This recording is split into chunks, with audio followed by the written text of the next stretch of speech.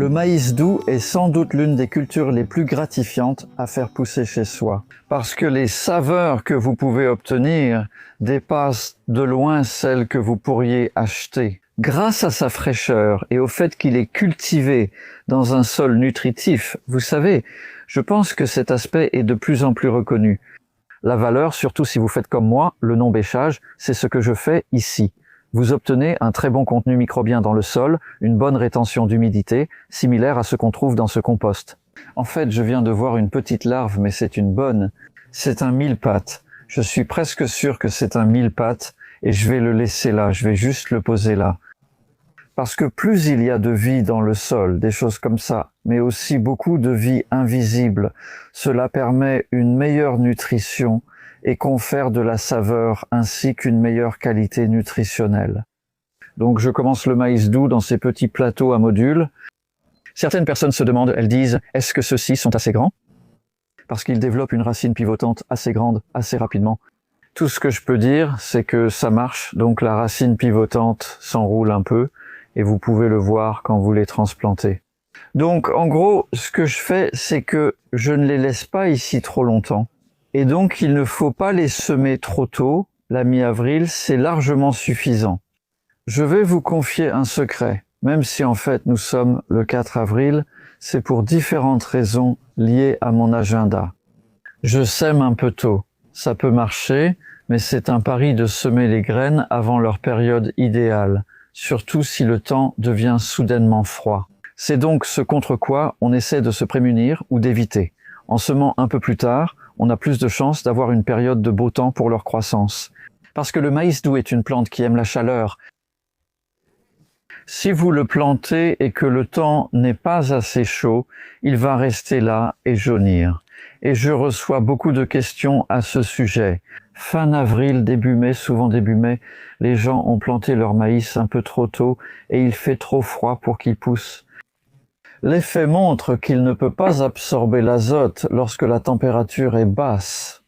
Même si votre sol contient beaucoup d'azote, la plante ne peut pas le métaboliser et l'utiliser pour grandir. Donc les feuilles jaunissent, ce qui est un signe de manque d'azote. Et puis les gens demandent « Est-ce que mon sol manque d'azote ? Ou que dois-je faire à ce sujet ?» Je dis « Eh bien non, il attend simplement que la température monte, en fait. Vous attendez la chaleur. » Donc, ce que je vais devoir faire avec ce semis précoce, c'est le couvrir avec même une double couche de voile. En fait, on verra comment ça se passe. Vous savez, beaucoup de choses dans le jardinage consistent à réfléchir sur le moment et à s'adapter aux conditions qui se présentent. Comme l'année dernière, on a eu un mois de juin incroyablement froid et ça a vraiment retardé le maïs doux. Il a survécu, mais ça l'a vraiment retardé. Mais c'est plus grave si vous avez ces conditions froides, disons, en mai plutôt qu'en juin. Je vais en mettre un ou deux en double ici, juste pour voir. C'est un peu amusant parce que vous pouvez cultiver le maïs doux par deux, peut-être en espaçant un peu plus, et peut-être que vous obtiendrez des épis un peu plus petits. Mais vous savez, c'est juste un exemple des possibilités. Et c'est un peu inhabituel pour moi, normalement je ne fais pas cette étape où je pousse vraiment dedans. Les graines, parce que ce sont de petites alvéoles, les graines ne sont pas énormes, mais elles sont plutôt grosses. Et je veux m'assurer qu'elles sont bien enfoncées avant d'arroser. Et elles vont rester dans ces alvéoles pendant pas plus de 3 semaines. Si le temps devenait vraiment mauvais, froid vers la fin avril, j'envisagerais de les rempoter dans des pots individuels, mais j'espère que vous n'aurez pas à voir ça. C'est une option, un pot de 7 cm, environ 3 pouces. Vous pouvez les sortir et les planter directement en pleine terre. C'est plus de travail, ça prend plus de temps et d'efforts, mais c'est une option qui vous permet de jouer avec les conditions. Mais je dirais que dans les climats tempérés doux comme celui-ci, disons les zones 5-6, je ne sèmerai pas de maïs doux avant la mi-avril. Et je pense qu'une date plus sûre serait la fin avril pour repiquer à partir de la mi-mai. Et ensuite, selon la variété que vous choisissez, c'est cela qui influence la date de récolte autant que tout le reste. Celle-ci s'appelle Incroyable F1 et j'espère qu'elle sera à la hauteur de son nom. Je ne l'ai encore jamais cultivée, donc je verrai bien ce qui se passe. Mais il était indiqué dans la description qu'elle est adaptée au climat plus frais, et c'est ce qui m'a donné envie de l'essayer. Parce que le climat ici, juste pour que vous sachiez ce que vous voyez, n'est pas chaud. En été, 20 à 23 degrés, ce serait une chaleur estivale décente pour nous en juillet et en août, et il ne fait pas souvent beaucoup plus chaud que ça. Un été exceptionnellement chaud est possible, mais non garanti. Donc là, j'arrose juste assez pour être sûr que ces graines ont absorbé de l'eau. Parfois, les gens disent qu'il faut d'abord faire tremper les graines. Vous pouvez le faire si vous voulez, mais ce n'est qu'une tâche de plus, pas vraiment nécessaire. Parce qu'il n'y a aucune chance que ces graines ne soient pas mouillées ici. Tout ce que cela ferait, ce serait de vous faire gagner un peu de temps si vous étiez en retard pour les semis, par exemple, ou si vous ne pouviez pas semer les graines au moment où vous le vouliez. Mais maintenant, celles-ci vont bien gonfler à l'abri des regards, et d'ici une semaine, je m'attends à voir cela. Ce tout premier épi vert très agréable, c'est une feuille pointue, c'est une plante de la famille des graminées, le maïs doux, ce n'est pas une dicotylédone à 2 feuilles, donc ça a une apparence différente de tout le reste. On le retrouvera sans doute dans 3 semaines, on verra alors l'évolution.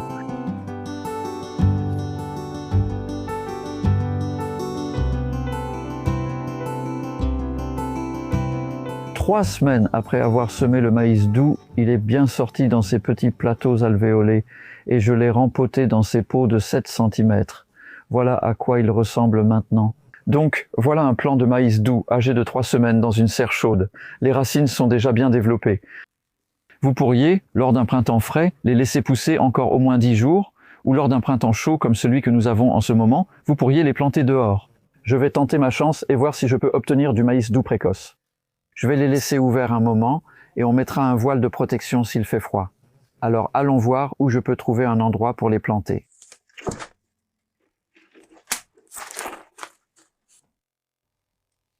J'ai trouvé un bel endroit où je suis content de planter du maïs doux, un peu abrité du vent dominant grâce au tas de compost, et en fait plus ou moins au centre du jardin. D'ailleurs, il y a eu du compost maison ajouté en janvier, après quelques cultures qui ont poussé pendant l'hiver. Et ce que je vois, c'est pas mal de petites mauvaises herbes qui poussent, des graminées. Une mauvaise herbe très courante ici, c'est l'ortie, ainsi que le bouton d'or, et elles sortent toutes du compost, classique. Elles étaient dans le compost. Il n'y en a pas tellement que ça devienne envahissant ou quoi que ce soit, mais c'est quand même pas mal à ce stade. Il suffit de gratter la surface avec une houe, ce que je n'ai pas vraiment encore fait, et c'est pour ça que ça ne fonctionne pas très uniformément. Ma surface est un peu irrégulière, mais ça ne me dérange pas.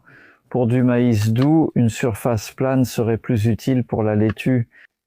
Une autre mauvaise herbe, qu'on voit beaucoup ici en ce moment, au milieu du printemps, c'est le frêne. Probablement des graines qui sont apportées par le vent comme de petites clés et qui voyagent très loin. Et si vous les laissez, évidemment, vous allez avoir une forêt, ce qui pourrait plaire à certains d'entre vous. Mais si vous voulez un potager, il vaut mieux les enlever. Je n'aurai pas besoin de tout le parterre. Je vais m'arrêter bientôt puis y entrer. Eh bien, je vais placer les plantes. En fait, je vais placer toutes les plantes sur le parterre et ensuite vous pourrez voir l'espacement. Donc oui, arrêtez-vous là. Et pour ce maïs doux, je ne vais pas donner d'engrais ni de fertilisants. Certaines personnes les appellent des plantes gourmandes, mais avec cette méthode sans labour, du compost en surface comme ça, tant que votre sol est correct en dessous, si ce n'est pas le cas, il vous faudrait plus de compost. Au début, pas chaque année, et je tasse un peu en fait, juste pour éviter que ça ne sèche trop.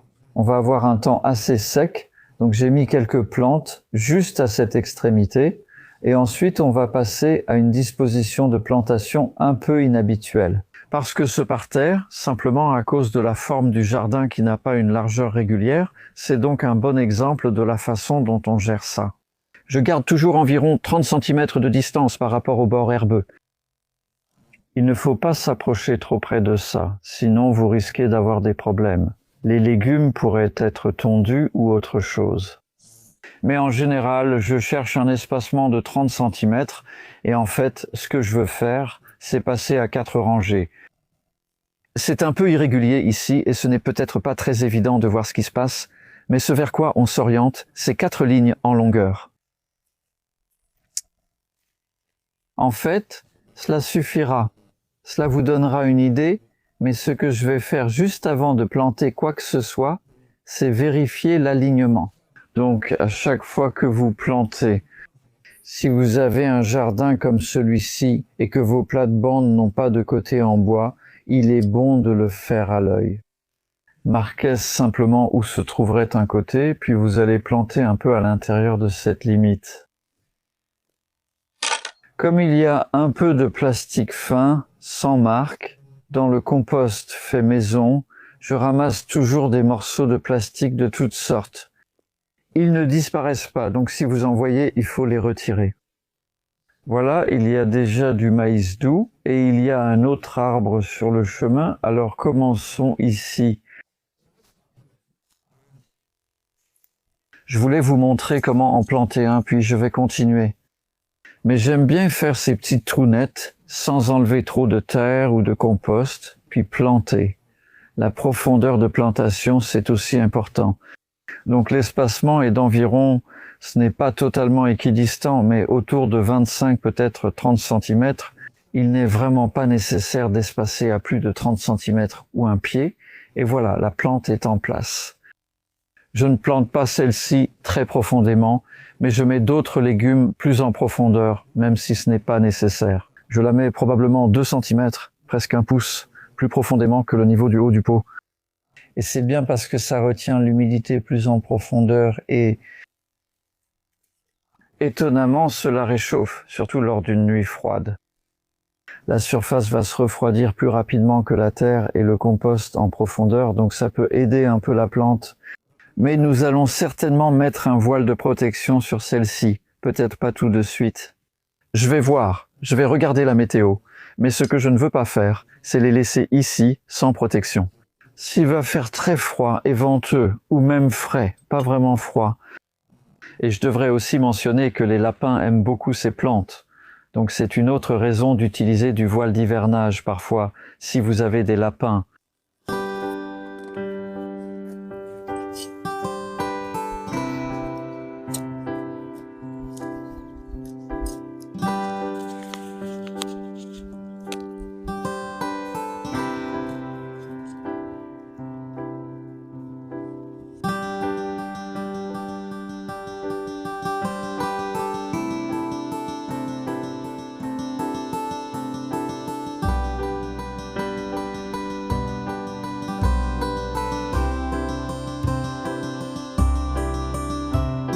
Je peux vous annoncer une bonne nouvelle. Celles-ci sont en terre depuis 1 mois maintenant et elles ont subi un gel assez important, 5 heures de température négative le matin du 6 mai. Et j'étais nerveux parce qu'en fait je n'avais pas mis d'arceau. Le voile d'hivernage était dessus et j'ai mis une autre couche de voile sur tous les endroits où les feuilles touchaient, le voile qui était gravement endommagé. Mais suffisamment de la plante principale, en particulier le point de croissance principal, a survécu, comme vous pouvez le voir, car elles ont continué à pousser. Elles n'avaient pas très bonne mine pendant une bonne dizaine de jours après ça, et j'étais un peu inquiet, mais j'avais le pressentiment que ça irait. Donc, c'est une mesure que vous pouvez prendre si un gel tardif est annoncé, parce que le maïs doux est très sensible au gel et cela peut le tuer. Si celle-ci n'avait pas eu de protection, ou même de protection en fait, elle ne serait pas là aujourd'hui. Celle-ci devrait produire plus tôt que celle-là, mais la différence sera minime. C'est impressionnant de voir comment les plantations plus tardives rattrapent leur retard au printemps et début d'été. Pourtant, je pense que celles-ci donneront des variétés similaires environ 10 jours plus tard, ce qui peut vraiment changer les choses. Cela signifie que vous pouvez les cueillir quand ils sont les plus sucrés. Et donc celles-ci sont en terre depuis environ 5 semaines, peut-être. Et celles-là sont en terre seulement depuis 2 semaines.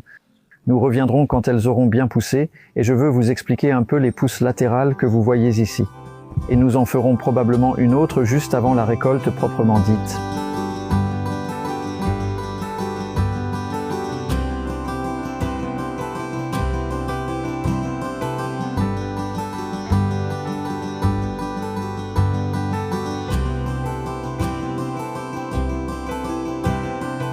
Regardez à quelle vitesse elles poussent en si peu de temps. Nous sommes le 4 juillet, elles arrivent à hauteur de genou pour le 4 juillet. Tout le monde dit « Waouh, je m'en suis occupé, semé sous abri, protégé avec du voile. Elles ont poussé très vite car je leur ai donné ce qu'il fallait. » Je crois qu'on les a arrosées une seule fois et c'était assez tôt. Récemment, pas du tout. Vous pouvez voir la terre se fissurer à la base, elle est sèche. Aujourd'hui encore, malgré un soleil fort, les feuilles restent vigoureuses. Cela prouve le non-bêchage. Le sol n'a pas été perturbé, les racines descendent en profondeur et la structure capillaire reste intacte. Elle tire l'eau de très loin en profondeur. Et puis je fais un petit essai sur les pousses latérales. Ça m'a toujours intrigué et je ne l'ai jamais fait de façon systématique. Il y en a une derrière ici où j'ai enlevé les grosses pousses latérales il y a environ 3 semaines. Et ça, c'est une petite qui s'est développée depuis. Et comparez ça à cette grosse-là que je n'ai jamais touchée. Cette plante ici, en fait, elle en a 2. Donc il y a celle-là et une au milieu. Et ce qui m'inquiète, c'est est-ce que celles-ci prennent plus d'énergie à la plante qu'elles n'en rapportent? Je ne sais pas, peut-être la deuxième option. Elles ont des feuilles qui nourrissent la plante. Mais quand vous voyez les pousses latérales commencer à développer des fleurs, comme celle-ci, elle a une belle fleur dessus. Et cela suggère qu'il va y avoir un petit épi sur la pousse latérale. Et j'ai remarqué par le passé que ces pousses latérales produisent de petits épis qui ne valent vraiment rien. Elles n'ont pas vraiment le temps de se polliniser correctement, et de toute façon, on n'obtient presque rien à manger de ces épis dans ce climat. J'ai laissé les pousses latérales près de l'herbe de ce côté du parterre et les ai enlevées de l'autre côté. Et nous verrons quelle différence cela fait au moment de la récolte. Combien de temps dure ta récolte? Eh bien, elles sont en train de se polliniser, ou elles se sont déjà pollinisées. Et ce sont les soies au sommet de chaque épi qui reçoivent le pollen des fleurs mâles ici en haut, et le pollen mâle transporté par le vent le répartit vraiment bien. C'est pour ça qu'il est plutôt bon de cultiver en bloc. Mais j'ai aussi réussi avec des rangées, et ces panicules, ou soies, reçoivent le pollen, puis elles, chacune est reliée à un grain sur l'épi, qui peut alors gonfler et devenir un grain de maïs à manger soit en maïs doux, soit à mûrir en graines, et alors, comment savoir quand c'est prêt à être mangé en maïs doux, tu sais? Eh bien, celles-ci doivent vraiment être en grande partie brunes, les soies ou panicules, et tu remarqueras que l'épi sera bien plus gros qu'il ne l'est en ce moment. Je dirais qu'il faudra environ 1 mois, pas plus, car il fait assez chaud actuellement. Quand je dis chaud, j'entends en moyenne 73 degrés, peut-être 23 degrés Celsius, et puis il y a un deuxième épi ici. C'est toujours la question aussi, est-ce qu'ils font 1 ou 2 épis par plante? Et ici, on en a aussi 1. Ça a l'air prometteur, mais je ne le suppose jamais. Et ça dépend de la durée de l'été et de la quantité d'humidité. Donc pour celui-ci, je serai confiant. L'un va bien gonfler, l'autre sera peut-être plus petit, donc on reviendra dans 1 mois environ pour voir, et je ne prévois pas d'arroser. Si je remarque, lors d'une autre journée ensoleillée et sèche, que les feuilles se flétrissent juste avant la récolte, je pense que ça en vaudrait la peine, car on le voit à l'herbe. Je suis debout dessus, c'est assez stérile en ce moment, enfin pas complètement stérile, mais on traverse une longue période de sécheresse. Disons-le comme ça.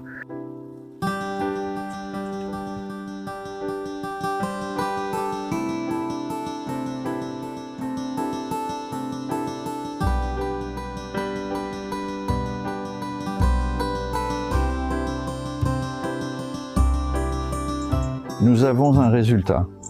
Nous sommes à la mi-juillet et nous avons eu une période de temps chaud, ce qui est exactement ce dont ces plantes ont besoin. Les températures moyennes pendant la journée depuis presque 6 semaines maintenant ont été autour de 23 degrés Celsius, soit 73 degrés Fahrenheit, ce qui est un peu au-dessus de la moyenne ici.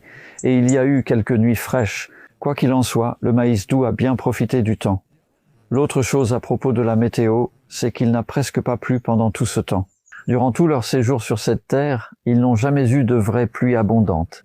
Et pourtant, regardez-les, car je ne leur ai donné leur premier arrosage qu'il y a 1 semaine, exactement 1 semaine. Jusqu'à ce moment-là, je les avais laissés sans eau et ils ont vraiment bien poussé.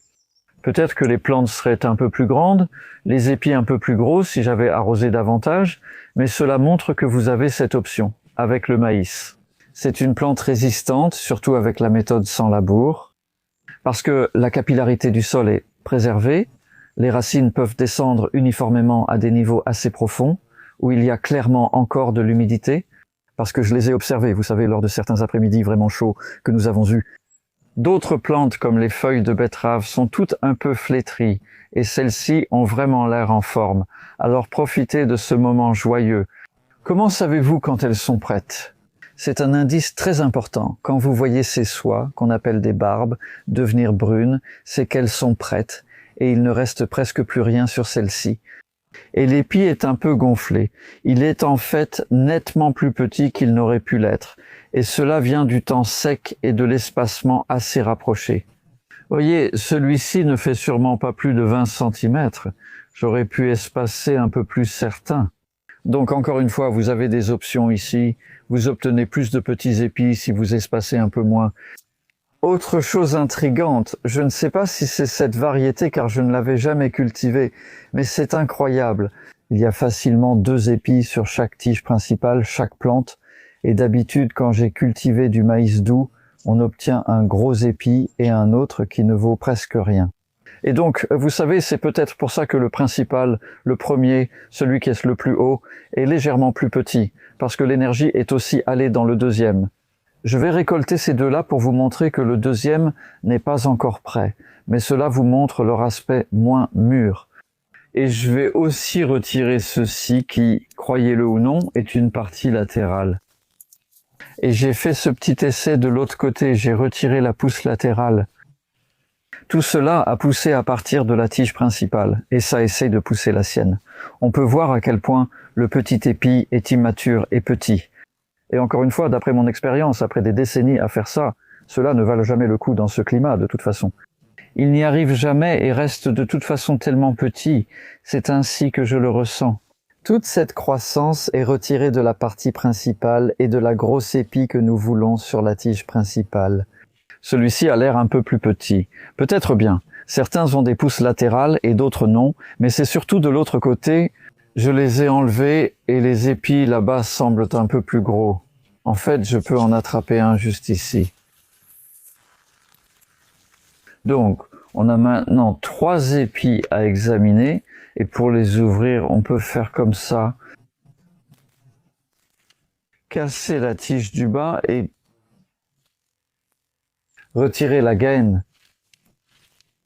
Ah oui, regardez, c'est assez pâle en fait. Ce n'est pas aussi mûr que ça pourrait l'être. Cela dit, quand ils en sont à ce stade, vous savez, c'est tout à fait possible de les cueillir à ce moment-là. Ils sont délicieux, ils sont plus juteux, presque lactés, crémeux et sucrés, parce qu'aucun des sucres ne s'est encore transformé en amidon. C'est intéressant en fait de comparer ça à celui que j'ai cueilli hier, c'est celui qu'on allait manger à ce moment-là. Je l'ai oublié, mais je pense qu'il a encore gonflé depuis. En fait, on a eu la première vraie pluie hier après-midi, 8 mm, soit 1/3 de pouce. Donc ça aura aidé, même à ce stade avancé. Et maintenant, je vais récolter celui-ci. Donc, si vous saisissez la tige principale et appuyez vers le bas comme ça, ça va le casser. C'est un cas où vous pourriez mettre un couteau derrière pour le couper, et celui-ci est plus petit. Ah, c'est intéressant, il se passe autre chose ici, ce qui est bien pour les besoins de cette vidéo. Il n'a pas complètement formé tous les grains, il y a quelques espaces vides. Et pourquoi cela? On dit généralement que c'est lié à la pollinisation. Donc les plantes ici, il devrait y avoir une bonne pollinisation parce qu'elles sont toutes bien regroupées. Et le pollen tombe de ces fleurs mâles sur les soies, les petits poils qui le reçoivent. Donc je ne sais pas pourquoi cela s'est produit. C'est un peu décevant et vous pouvez voir ce bâton. Ce n'est pas le jaune vif. Elles deviennent plus jaunes quand on les cuit, donc vous pourriez être déçus. En regardant ça, je suis plutôt enthousiaste, en fait. Nous verrons si nous pouvons prendre une photo d'elles une fois qu'elles seront cuites. Je vais récolter celle-ci aussi. Je suis aussi curieux de voir si la pollinisation sera meilleure sur celle-ci, et il semble bien que ce soit le cas. Vous savez, peut-être que celle-là, parce qu'elle était sur le bord et que celle-ci était plus au centre, ça pourrait avoir un rapport avec ça. Oui, encore une fois, en fait, celui-ci est un peu immature. Faire ces vidéos, c'est une chose. Je ne suis pas toujours avec Carly Vidéo, Chris non plus. On doit donc saisir nos moments. Et idéalement, ça aurait eu l'air incroyable, probablement dans une semaine. Mais une fois qu'ils en sont à ce stade, vous pouvez les manger. Et ensuite, je dirais que, avec des températures autour de 21 degrés Celsius, vous avez probablement 2 bonnes semaines pour récolter.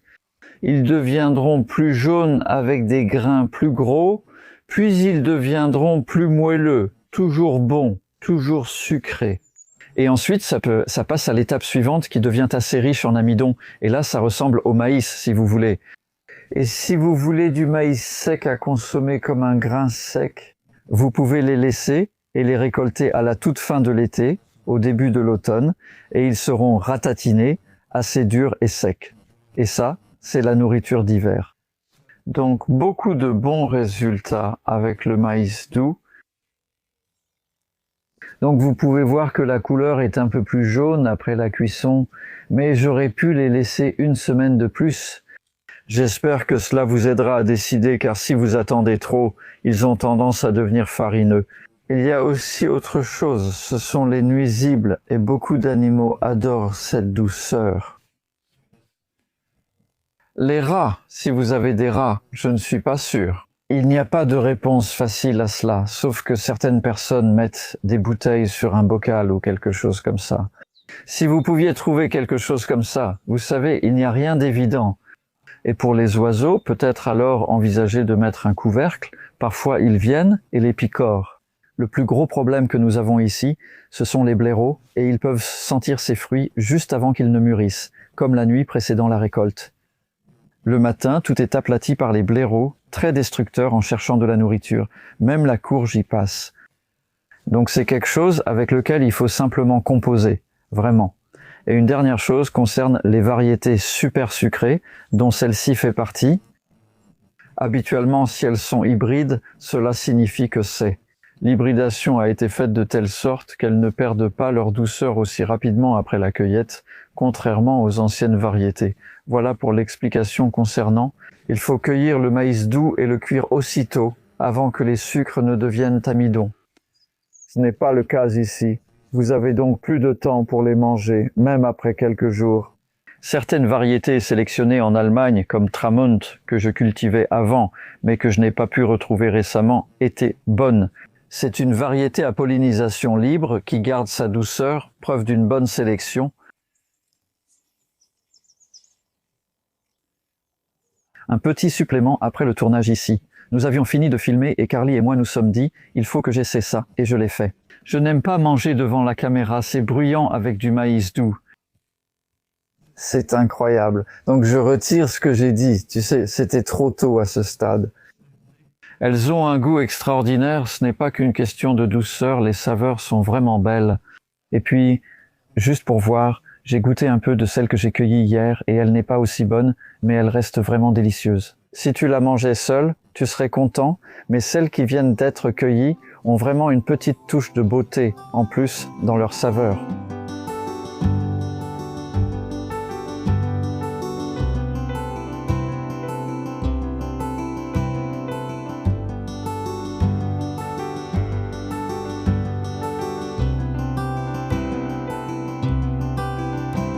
À la mi-août, alors que l'été s'est révélé assez chaud, nous approchons de la fin de cette plantation de maïs doux en tant que maïs. Je veux simplement vous montrer quelques soucis de pollinisation, peut-être croisés. Parce qu'au fond, ce n'est pas notre principal objectif, mais c'en est un bon. Maïs souffle et fraises. Et je voulais juste vous montrer la différence entre les têtes mâles, à quel point elles sont différentes, et les gènes qu'elles contiennent seront assez différents. Et ce maïs soufflé fraise produit des épis comme celui-ci. Je viens d'en cueillir un là-haut, et il est conçu comme du maïs soufflé que l'on laisse mûrir sur la plante. Donc, je préfère sacrifier celui-ci. Si vous essayez de manger ceux-ci frais comme du maïs doux, on pourrait dire qu'ils ne sont pas particulièrement sucrés ou tendres. Vous pouvez voir que les grains sont assez petits, mais en séchant, ils deviendront des grains à semer, que vous pourrez faire éclater à la poêle. Voilà l'idée de celui-ci. Et si on compare ça avec, je me demande s'il y a eu une pollinisation croisée, avec celui-ci qui est en fait Swift. Nous avons commencé avec Incroyable Swift, qui est un épi précoce, légèrement plus petit, plutôt joli comme vous pouvez le voir. Intéressant. Je ne sais pas si c'est mon imagination, mais j'en vois certaines roses là-dedans. Et je suis presque sûr que c'est ça. En fait, elles se sont croisées par pollinisation. Parce qu'on a remarqué en les mangeant hier qu'elles devenaient en fait plus blanches après avoir été cuites pendant environ 5 minutes. Et tous ceux qui en mangeaient disaient certains morceaux étaient un peu caoutchouteux, moins tendres qu'ils auraient pu l'être, mais c'était quand même bon, toujours un très bon épi. Je ne veux pas enlever ça, mais oui, je dirais, c'est sûr. Il y a eu un peu de pollinisation croisée. Donc si vous vouliez éviter ça, je ne sais pas quelle distance il faudrait, mais évidemment, ceux-ci sont juste à côté les uns des autres. Et je pense que même 5 mètres environ, vous savez, 20 pieds ou quelque chose comme ça, réduirait considérablement le phénomène. Ça ne l'empêcherait pas complètement. Mais quand les gens conservent des graines de maïs doux, ils les gardent à des kilomètres, comme plusieurs kilomètres de distance entre différentes variétés. Parce que le pollen est transporté par le vent, ce ne sont pas des insectes, donc il peut voyager très loin avec le vent. Et donc, parce qu'en fait, on mange la graine, tu sais, c'est pour ça que c'est un facteur. Si tu veux comparer, disons que tu fais pousser différents types de courges côte à côte. Par exemple, si je fais pousser une chikikuri, la belle courge oignon rouge, à côté de ma Crown Prince, et elles vont se polliniser entre elles. Est-ce que ça a une importance pour le fruit? Est-ce que ça affecte le fruit? Pas du tout, absolument pas. Ce que ça affecte, ce sont les graines. Dans ce cas, on mange les graines. Dans le cas de la courge, on mange les fruits et cela n'affecte pas les fruits. C'est pourquoi vous pouvez cultiver différents types de courges ou courgettes ensemble. Et ce que vous récolterez cette année-là sera conforme à ce que vous avez semé. Mais avec le maïs doux, il y a plus de possibilités de variation si vous les cultivez près les uns des autres, et vous pouvez voir cette variété Swift, je la recommande comme variété précoce. Je ne l'ai pas vraiment utilisée comme une variété précoce, mais vous pourriez aussi, parce qu'elle est précoce. Cela signifie qu'elle mûrit rapidement et vous pourriez la semer un peu plus tard, dans ce climat, je dirais. Le dernier semis de graines de maïs doux se fait probablement début juin, après avoir commencé fin avril, afin d'avoir le temps pour une récolte, dans un été normal. Cette année, vous auriez probablement pu semer plus tard que ça. Et ici, je veux juste vous montrer, pour finir, d'arracher les plantes. Vous voyez ces racines incroyables. Elles poussent assez près de la surface. J'utilise en fait mon couteau. Ça émousse un peu la lame, pas pour toutes les couper, mais juste assez pour que je puisse ensuite retirer le reste en les tordant.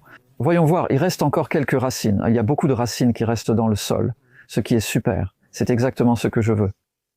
Et puis, pour vraiment composter ça, si vous mettez ça sur un tas de compost, ce n'est pas une bonne idée. Ça va juste créer un treillis avec trop d'air autour. Donc je vais utiliser à nouveau mon couteau, couper en diagonale comme ceci. Voyez comme c'est facile, même si la tige est très dure. Et je fais simplement ça au-dessus du tas de compost, en morceaux de 5 à 10 cm, 3 à 4 pouces, peu importe la taille. Il suffit d'aller jusqu'en haut et de redescendre comme ça. Ce n'est pas grave si on ne coupe pas chaque feuille. Des feuilles comme celle-ci peuvent aller au compost et se décomposer avec succès, même si elles sont longues, parce qu'elles sont tellement tendres qu'elles vont de toute façon se décomposer. Ce sont plutôt les tiges et les branches. Plus vous les laissez longtemps, plus elles deviennent ligneuses à l'intérieur. Et c'est pour ça que c'est maintenant dégagé, parce que j'enlève ces plantes dès que je récolte, ce qui se fait petit à petit. Et en fait, ce n'est pas un si gros travail quand on procède ainsi. J'espère donc que vous avez apprécié de me regarder. Coupez un peu ça. Maïs. On dit maïs doux, parce que cela fait référence au fait de le manger principalement sous forme de grains frais avant qu'ils ne deviennent des graines. Et cela s'appellerait alors simplement du maïs. Ou même maïs est le mot utilisé par les agriculteurs qui le cultivent pour l'alimentation du bétail et ils le récoltent lorsqu'il est sec. Alors que pour le maïs doux, vous voulez le récolter dans cette phase intermédiaire de belle douceur.